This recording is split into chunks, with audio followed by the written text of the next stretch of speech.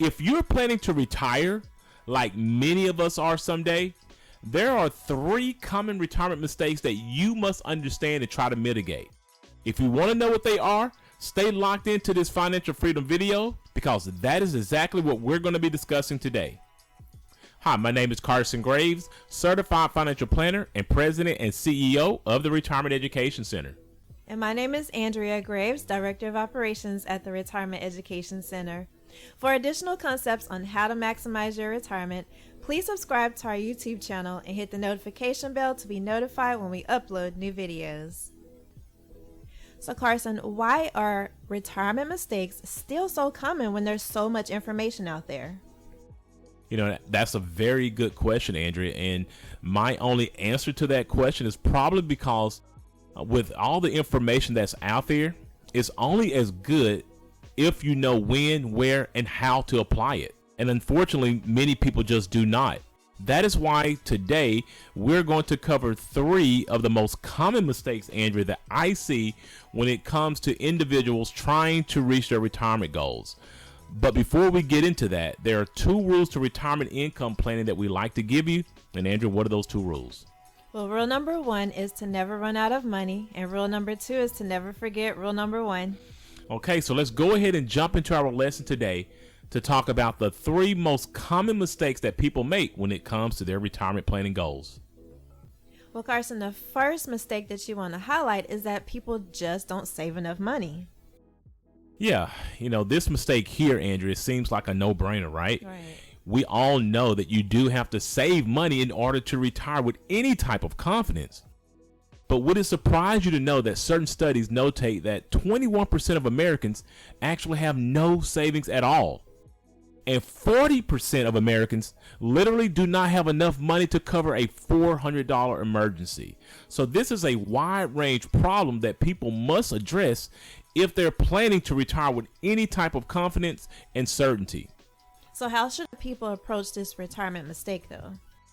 Well, Andrew, what I would suggest that if you are working for an employer who offers a 401k or 403b or any type of employer-sponsored plan, you should absolutely start saving there first. And you should be saving up to the match that they're offering. So if your employer is offering a match, let's say of 5%, do not put in 3%. Don't shortchange yourself. Make sure that you go and save 5% of your salary into that 401k plan. The next thing that people should do, Andrea, is they should look outside of their employer-sponsored plans as well to try to have some sort of diversity with their savings and maybe try to put money into a Roth IRA. You want to make sure that you have tax diversity on the back end of your retirement as well. You should also make sure that if you are 50 and older, you take advantage of all of the catch-up clauses that your plans are offering. For instance, you can max out your 401k in 2024 at $23,000. But if you are 50 and older, you can put an additional $7,500 into that particular plan. If you're saving into like an IRA, a Roth IRA, or a traditional IRA, if you're 50 and older, you can put an additional $1,000 into that plan a year for a total of $8,000 maximum. So if you are 50 and older, make sure that you're maxing out and utilizing the full potential of your savings capacity so you can reach your retirement goals. And last but not least, make sure that you do not interrupt your retirement savings by taking money out of your plan, because when you do that, you're literally interrupting one of the most phenomenal things that your retirement plan can offer, and that is the ability to have the compounding effect of those funds. If that money is out of that plan, your money cannot compound. So you want to make sure that you leave those funds alone until you absolutely are ready to use them for your retirement. And also, if you're under the age of 59 and a half, it goes beyond interrupting the compounding effect of those dollars. You can also be hit with an early withdrawal penalty of 10% along with the taxation of those dollars. So just make sure when it comes to this particular mistake, you don't end up shortchanging yourself by not saving enough. Well, Carson, mistake number 2 is underestimating your taxes. So what mistakes can be made here?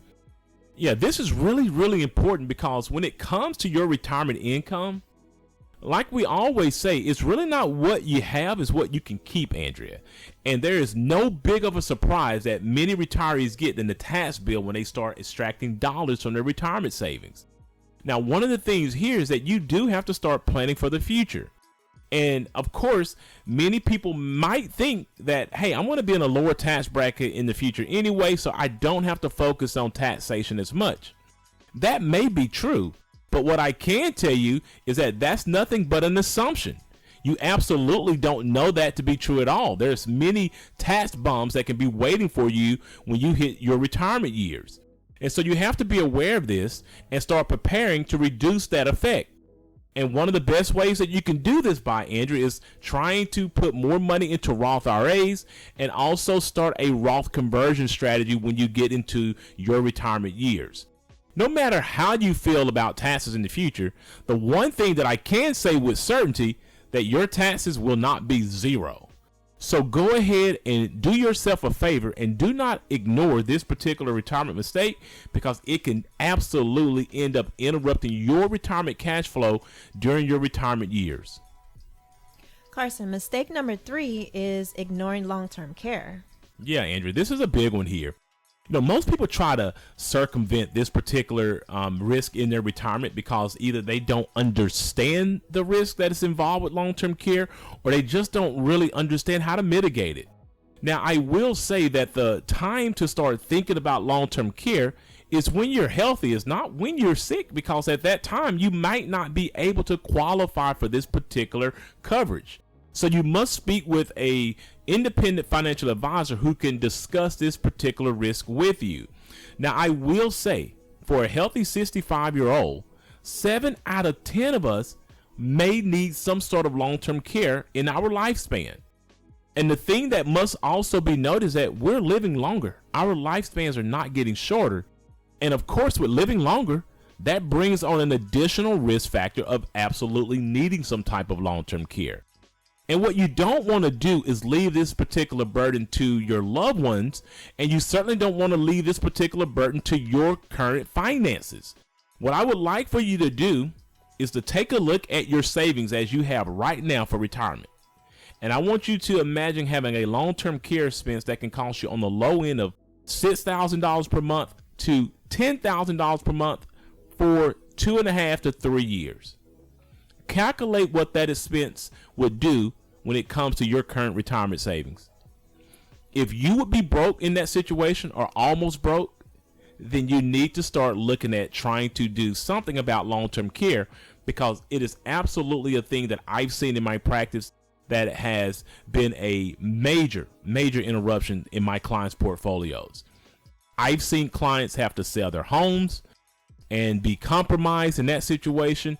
And I've also seen clients who wanted to leave things to their kids and to their estate, but did not have anything at the end to leave to them. So I want you to understand that you need to make sure that you mitigate this risk factor early, so this is not a burden for yourself and your family at a later time in your retirement. All right, Carson, so what's the moral of this video?